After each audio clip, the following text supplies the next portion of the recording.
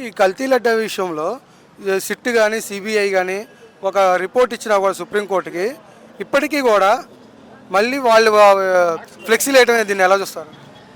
ఫ్లెక్సీలు వేయడం ఏంటంటే వాళ్ళ తప్పుని కప్పిపుచ్చుకోవడానికి జనాలు జగన్మోహన్ రెడ్డి మీద బ్యాట్ చేయడానికి ఈ కల్తీ లడ్డు ఫ్లెక్స్ రోడ్డు మీద ఇచ్చేశారు. సిబిఐ కోర్టే ఇచ్చింది కల్తీ లేదు, లడ్డూలు అదే జంతు కొవ్వు కలగలేదని. సిబిఐ కోర్టు ఇచ్చినా కూడా సిబిఐ కోర్టుని వీళ్ళు తప్పుబట్టి ప్రజలకు ప్రచారం చేస్తున్నారంటే ఆ దేవుడు వెంకటేశ్వర స్వామి చాలా పవర్ఫుల్ అండి. కలియుగ దేవుడు చాలా పవర్ఫుల్.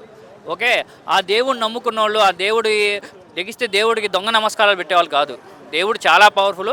ఆ దేవుడు అనేవాడు పక్కా చూసుకుంటాడు. ఆ దేవుడే శిక్షిస్తాడు. అబద్ధాలు చెప్పి వెంకటేశ్వర స్వామి విషయంలో అబద్ధాలు చెప్తే ఆ దేవుడే కంపల్సరీ శిక్షిస్తాడు. దేవుడు అనేవాడు చూసుకుంటాడు 100%.